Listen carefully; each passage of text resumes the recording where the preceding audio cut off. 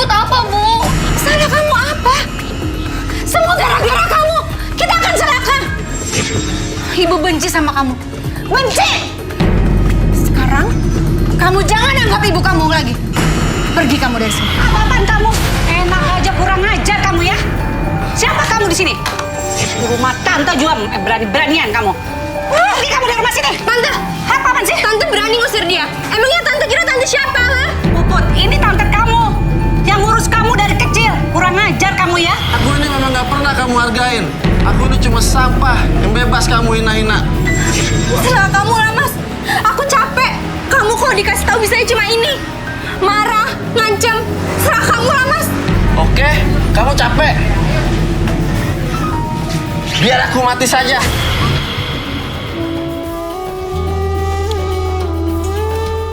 Ketahuilah, sesungguhnya kesialan mereka itu adalah ketetapan dari Allah. Akan tetapi, kebanyakan mereka tidak mengetahui. Quran Surat Al-A'raf ayat 131.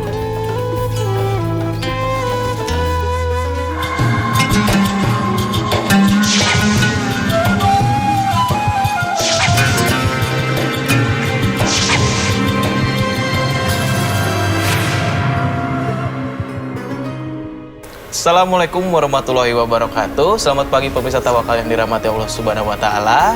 Kembali saya Mario Wirix dan rekan saya Angel Elga menjumpai Anda pada pagi hari ini. Dan seperti biasa di studio sudah ada Bapak Ustadz Mas Duki Baitlawi yang akan memberikan pelajaran dan juga pembahasan tentang permasalahan pada pagi hari ini. Tapi sebelumnya mari kita sapa dulu. Assalamualaikum Pak Ustadz. Waalaikumsalam. Mas Mario, bagaimana kabar?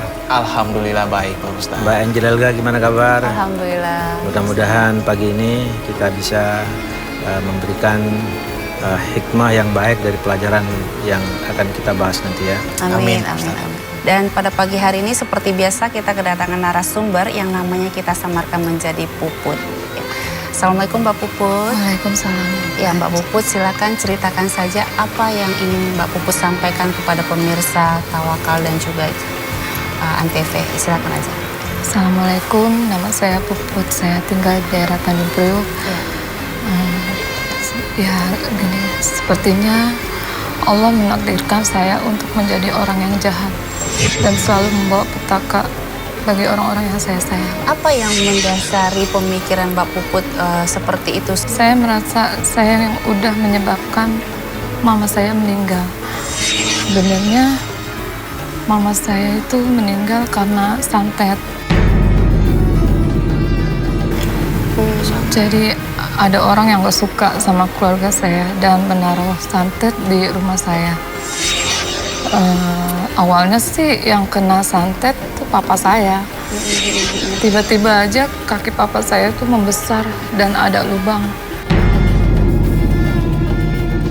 Mama saya udah berusaha bawa papa saya berobat ke rumah sakit, bolak-balik ke rumah sakit, sampai ngabisin banyak biaya. Tapi nggak ada hasilnya. Dan akhirnya ada yang nyaranin untuk ke orang pintar dan mama saya juga datang ke orang pintar itu.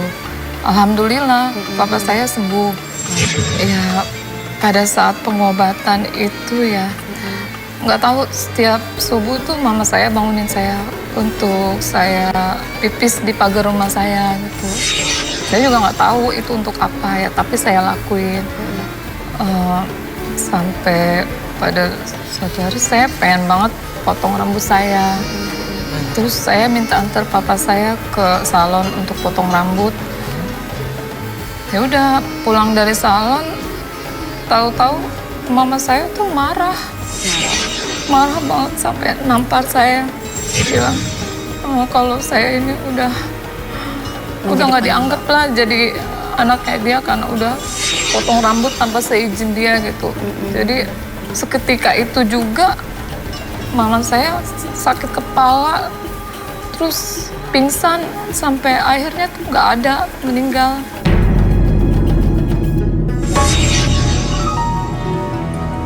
Assalamualaikum. Astaga, Puput. Bu, rambut Puput bagus kan? Anak durhaka kan, Puput. Kok ibu tebar Puput? Kenapa kamu potong rambut kamu? Hah? Kenapa kamu gak mau mamaku dulu? Apa sih? Kamu seenaknya aja kayak gini? Bu, salah Puput apa, Bu? Salah kamu apa? Semua gara-gara kamu. Kita akan celaka. Ibu benci sama kamu. Benci! Sekarang, kamu jangan anggap ibu kamu lagi. Pergi kamu dari sini. Pergi! Ibu diam. Apa-apaan ini? Ayah, kenapa ayah izinin Puput potong rambut?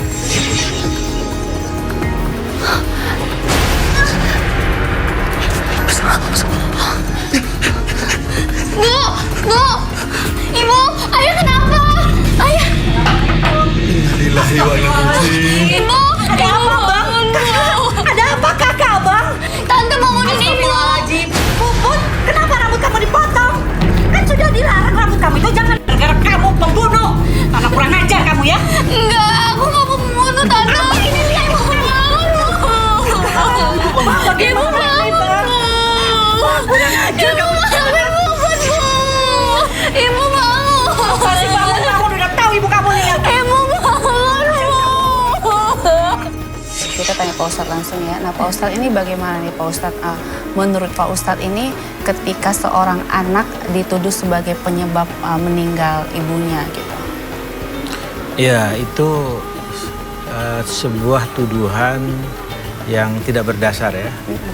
Karena Allah itu menentukan seseorang kapan meninggal dan kapan dia hidup, sepanjang umur berapa itu semuanya sudah ada ketentuannya. Sudah menjadi ketentuan Allah. Dan ibu meninggal itu bukan karena Mbak Puput tentu saja. Jadi itu adalah ketentuan Allah. Nah, yang kedua saya kira juga bahwa tidak boleh seorang hamba ya merasa sial, merasa seperti tadi yang dirasakan oleh Mbak Puput. Iya. Nah, Allah berfirman, Innallaha la yughayyiru ma biqaumin hatta yughayyiru ma bi anfusihim. Jadi seseorang itu atau kelompok, kaum siapapun gitu ya, tidak akan bisa berubah nasibnya kalau kita tidak berusaha untuk mengubah. Saya kira optimisme itu harus dibangun dari situ. Sial itu sebenarnya tidak ada hal yang seperti itu ya, karena itu bisa diubah dengan semangat yang yang harus kita bangun dalam diri kita. Allah itu mengajarkan kepada hambanya optimisme. Karena nggak ada hari sial, nggak ada waktu Betul. sial. Kalau ya, kemudian Pak Ustadz, belum apa-apa kita sudah merasa sial, merasa ini, ya itu artinya kita dikungkung oleh itu, dan itu adalah setan itu sebenarnya. Nah, Mbak Puput, setelah ibu meninggal, apakah hal yang Mbak Puput rasakan itu yang Mbak Puput bilang semacam guna-guna ataupun santet itu tuh bagaimana? Masih ada atau sudah hilang juga? Masih ada, soalnya setelah mama saya meninggal itu kan papa saya masih tetap ngerasa sakit, bahkan itu sampai 11 tahun. Dan 3 bulan itu terakhir dia kadang-kadang masih suka kayak nggak bisa bergerak, seluruh badannya gitu kaku. Mbak Puput tahu siapa yang melakukan itu?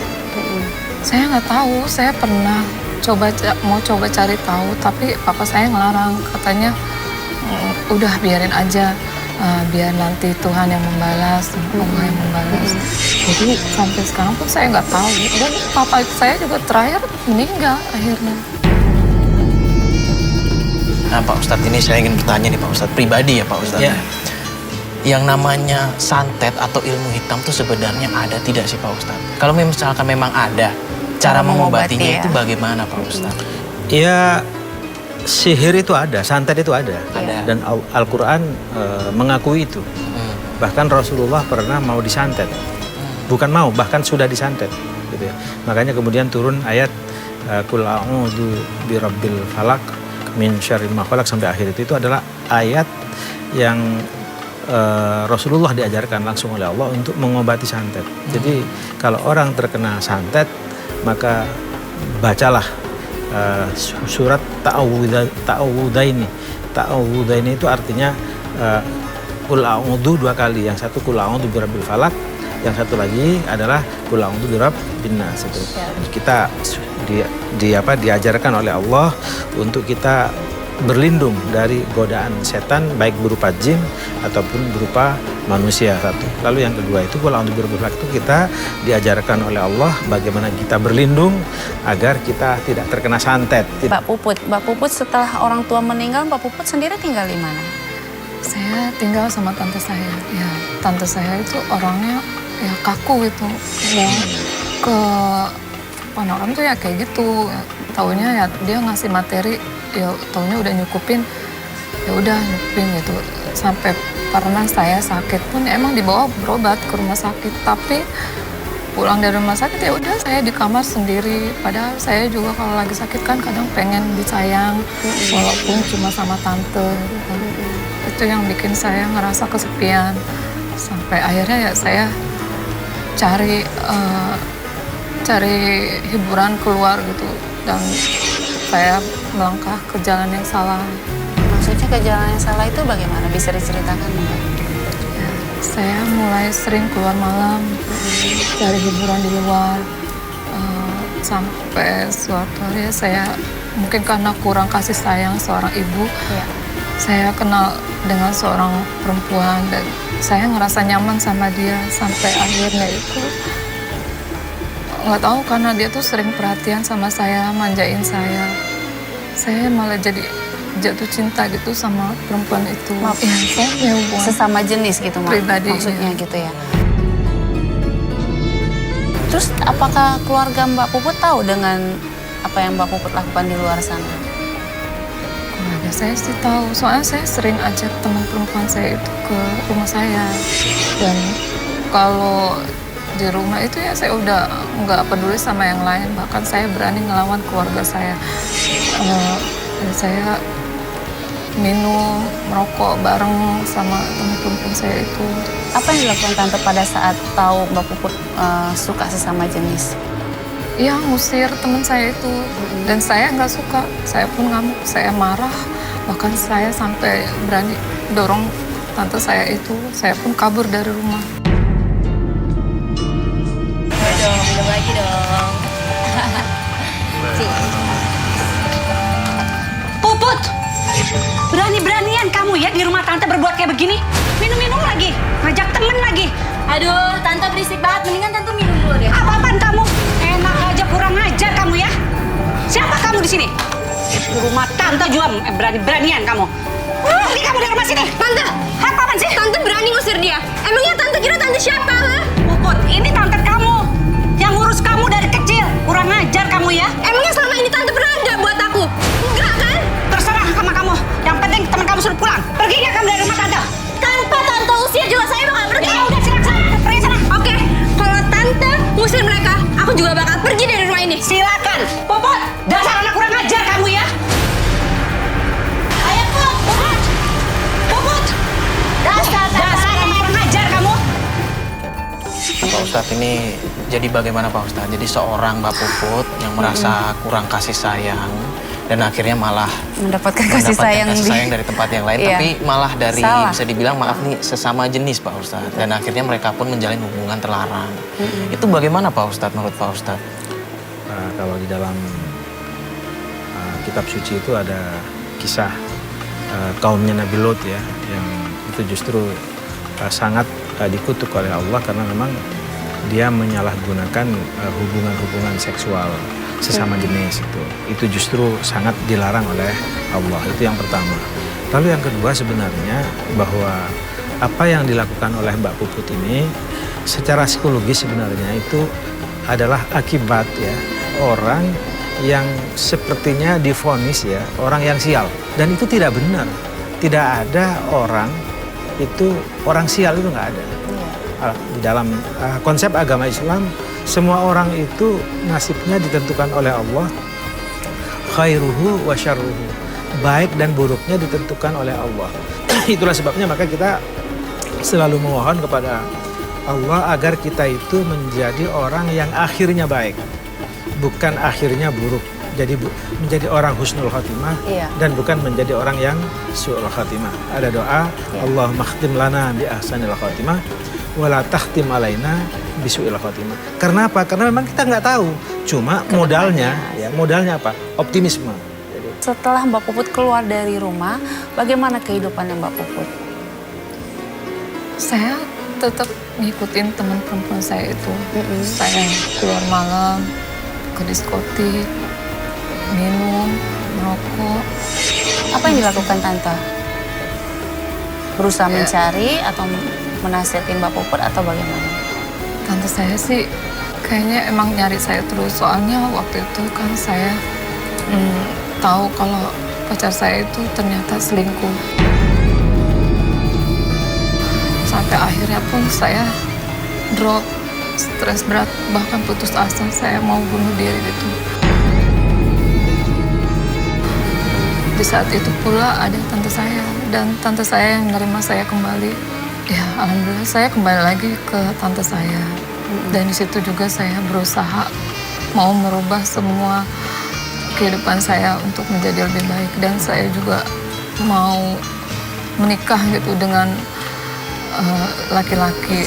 Waktu itu saya berjanji dalam hati saya, seandainya ada laki-laki yang mau melamar saya, siapapun itu, saya akan menerima. Dan akhirnya bagaimana Dan Mbak Puput saya, bertemu? ya saya pun menikah dengan ya laki-laki yang baiklah, dia kerja. Nah, terus kehidupan Mbak Puput setelah Yes. menikah dengan laki-laki ini bagaimana? Coba cerita sama. Ya, di awal pernikahan sih semuanya baik-baik aja. Sebulan setelah menikah pun saya hamil. Cuma setelah saya mau melahirkan itu, tahu-tahu suami saya kena PHK dan harus berhenti kerja. Maaf, sebelum cerita jauh, saya mau tanya, apakah suami mengetahui kisah perjalanannya Mbak Puput sebelumnya? Atau Mbak Puput cerita, atau sampai sekarang suami tidak mengetahui? Setelah PHK, apa yang terjadi lagi dengan kehidupannya Mbak Puput ini? Ya, dia sih masih mau usaha gitu, mau cari kerja. Ya ke kota lain gitu. Cuma kan emang dari awal juga kita hubungannya jarak jauh. Dia beda tempat kerja gitu kan. Nah, saya nyaranin udah tinggal sama saya aja, nanti kita cari kerja di sini aja gitu. Cuma setelah berjalan 2 tahun, suami saya belum juga dapat pekerjaan. Semenjak dia jadi pengangguran itu, sikapnya mulai berubah. Dia tuh kayak dendam gitu sama saya, karena mungkin saya yang minta dia untuk tinggal sama saya gitu kan. Dia jadi terus-terusan nganggur gitu kan. Mulai dari situ tuh ya itu kasar, ucap yang nggak enak gitu. Bahkan dia tuh sering banget nyakitin diri dia sendiri untuk ngancem saya gitu. Dia juga bilang saya mau bunuh diri gitu. Kalau ya itu kalau saya salah ucap, salah dalam berlaku gitu ya kayak gitu dia.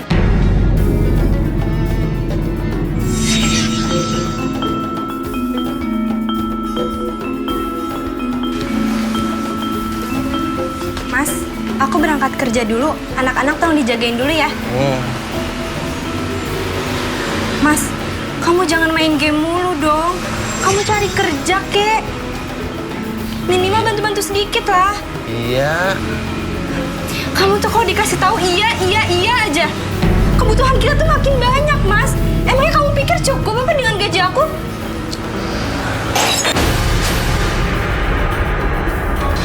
Teriak sana teriak. Biar semua tetangga tahu kalau aku ini suami nggak berguna. Lihat istri cantik, kantoran, bergaji, bebas menghina suami. Bukan gitu, Mas, maksud aku. Lalu apa? Mau nunjukin kalau kamu itu hebat, aku hina. Dari awal nikah, aku ini memang nggak pernah kamu hargain. Aku ini cuma sampah yang bebas kamu hina-hina. Serah kamu lah, Mas. Aku capek. Kamu kalau dikasih tahu bisanya cuma ini. Marah, ngancem. Serah kamu lah, Mas. Oke, kamu capek. Biar aku mati saja. Kamu ngapain, Mas? Mas, jangan. Udah, biarin aku mati saja. Biar kamu puas. Mbak, tolong, Mbak. Jangan, Mas. Mas, jangan, Mas. Mas, jangan. Mas, Biar dia puas. Mas. Pak, tolong, Pak. Pak. Ada apa? Pak, tolong, Pak. Mas, jangan. Ustadz, ini bagaimana nih Pak Ustadz dengan kondisi rumah tangganya Mbak Puput? Ini kan suami dendam ke istri sebenarnya kan, dan menuduh istri juga menghancurkan masa depan suami gitu. Dalam pandangan Islam itu bagaimana Pak Ustadz? Enggak, itu sebenarnya sebuah kehidupan yang pertengkaran biasa-biasa saja ya. Dalam arti bahwa ada persoalan yang sebenarnya itu akarnya dari suami tidak bekerja. Yang asal mulanya bekerja menjadi tidak bekerja. Saya kira akarnya di situ, dan itu banyak lah itu. Sehingga persoalannya bagaimana itu dihadapi secara baik-baik, dirembuk secara bersama-sama, dan itu insya Allah akan berakibat baik. Dan terutama tentu saja Mbak Puput ya, karena rupanya sudah punya anak, suami juga sudah ada problem sedikit lah ya dengan pekerjaan.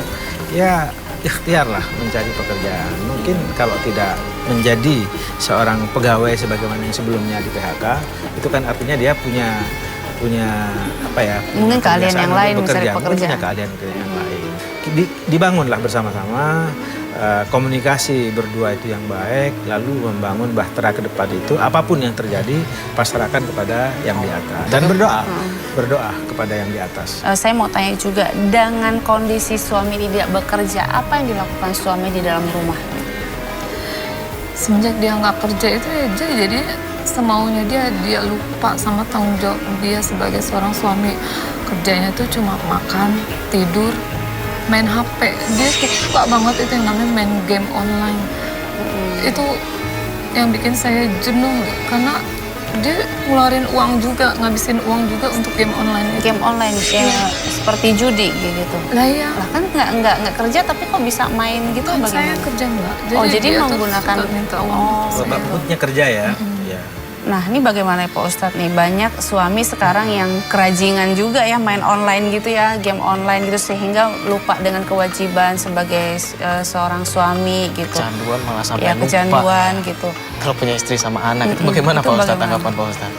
Iya, ini menarik karena kita lihat ya, kita apresiasi sama Mbak Puput ya, dari yang cerita kelam di awal gitu ya. Tapi sekarang menjadi orang yang luar biasa, orang yang baik, punya anak, menjadi kehidupannya normal, bahkan menjadi tulang punggung keluarga. Ya. Kan itu ya, satu hal ya. Yang kedua memang yang dihadapi adalah suami yang tidak bekerja gitu kan. Lalu kemudian juga suka marah-marah dan seterusnya, bahkan melakukan sebuah langkah-langkah yang sebenarnya tidak semestinya dilakukan karena seperti anak-anak akhirnya game online dan seterusnya. Bagaimana caranya? Ya saya kira kesabaran yang dilakukan oleh Mbak Puput dengan terus bekerja dan kemudian juga mengajak pelan-pelan ya kepada suami untuk melakukan pekerjaan-pekerjaan yang terhormat. Pekerjaan yang terhormat itu bisa macam-macam, dalam pengertian bisa membantu apa yang dikerjakan oleh istri. Gitu. Bahkan juga tidak ada salahnya kalau misalnya Mbak Puput juga membuka peluang-peluang kepada suaminya supaya si suami itu ada motivasi, jangan down ya. Kemudian mungkin dia main online, dia main apa, tidak bekerja, tidak ada pekerjaan, mungkin karena depresi kan. Nah, Iya, jadi pelampiasan. Ya pelampiasan itu saya kira dibangkitkan pelan-pelan, dan itu saya kira tugas yang luar biasa mulia oleh seorang istri yang sebenarnya mestinya itu adalah tugas seorang suami. Iya. Tetapi itu terbalik, nggak masalah. Karena Mbak Puput perjalanan hidupnya sudah didera dengan berbagai macam-macam, sehingga di dalam jiwa Mbak Puput ada semacam elan vital yang luar biasa untuk membangkitkan keluarga dan membangkitkan suami. Dan saya kira itu bisa Mbak Puput lakukan. Ya, nah Mbak Puput sekarang hubungan dengan suami bagaimana? Ya, saya sih masih Baik-baik aja kan? masih baik-baik aja. Cuma kalau udah kayak gitu tuh dia masih sensitif, terus kalau saya salah masih terus aja nyiksa saya dengan kata-katanya, kata-kata kasar dia, ngata-ngatain saya. Ya. Pokoknya kadang saya juga udah nggak tahan gitu, pengen banget pisah dari dia karena ya kayak gitu. Tapi pernah diungkapkan kepada suami, mengajukan kepada suami bahwa Mbak Puput sudah nggak tahan ingin berpisah gitu? Pernah Mbak, bahkan saya sering minta, cuma dia selalu ngancam, ya lebih baik cerai mati daripada cerai hidup gitu. Iya. Mbak Puput sudah pernah mencoba berbicara dengan keluarganya pihak suami? Sudah, justru malah keluarganya berbalik menyalahkan saya. Katanya saya ini istri pembawa sial lah, dan saya yang udah ngancurin masa depan suami saya. Bahkan keluarganya sekarang malah ngeblokir nomor saya supaya saya nggak bisa lagi hubungi mereka. Nah, untuk seorang Mbak Puput yang menghadapi ini Pak Ustadz, apa sih solusinya Pak Ustadz untuk diberikan kepada Mbak Puput supaya tidak lagi mengingat ada kata-kata sial, dan juga di kehidupan ada yang mengatakan bahwa Mbak Puput ini membawa sial gitu Pak Ustadz?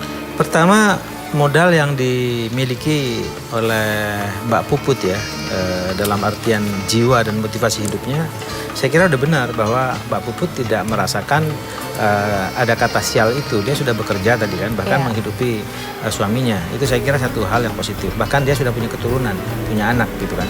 Nah, kalaupun ada orang mengatakan bahwa Mbak Puput itu adalah dianggap sial, saya kira yang tidak benar ya. Dari pihak keluarga laki-laki menyatakan bahwa itu sial, itu seperti tadi kita tegaskan, tidak ada sial sebenarnya, tidak ada sial itu. Kan kalaupun ada sial itu bisa dihadapi dengan berbagai macam ya, istighfar, bisa la haula wala quwwata illa billah juga bisa kita lafadzkan terus-menerus dalam hidupnya.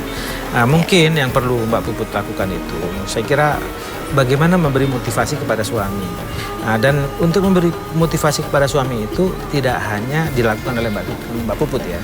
Bisa aja dibawa kepada, mungkin ada seorang yang mengerti dalam ilmu agama, yang dijadikan guru tetap oleh panutan yang bisa didengar oleh suami di dekat situ. Mungkin ikut pengajian di sebuah masjid yang dekat, ada seorang guru atau siapa yang secara rutin bisa dilakukan. Jadi mendekatkan kepada yang di atas lewat seorang guru yang baik, karena memang cita-cita Mbak Puput dari tadi yang hidupnya kelam gitu ya, lalu kemudian membangun rumah tangga, mendapatkan seorang laki-laki yang sebenarnya baik, tapi karena di PHK kemudian lalu ada masalah, itu saya kira bisa dilewati dengan cara perantara pihak ketiga, yaitu orang-orang yang memang secara faham keagamaan dan pengalaman hidupnya itu bisa lebih kaya.